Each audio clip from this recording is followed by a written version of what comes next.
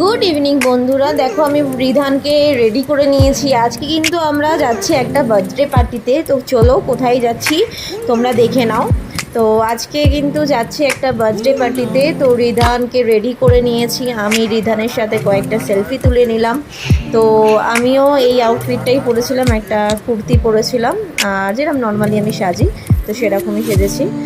তো এখানে রিধুকে নিয়ে কয়েকটা ফটো তুললাম। তোলার পর আমরা কিন্তু রওনা দেবো, এবার বেরাবো। গিফট তো তোমাদের আগেই বলেছি আমি কিনে নিয়েছি। তো চলো ডাইরেক্ট বার্থডে পার্টিতেই তোমাদের সাথে কথা বলছি। তো বার্থডে পার্টিতে দেখো, না না এখানে টুকটুকির বার্থডে নয়, কিন্তু এটা টুকটুক, এখানে বার্থডে হচ্ছে তিতলির।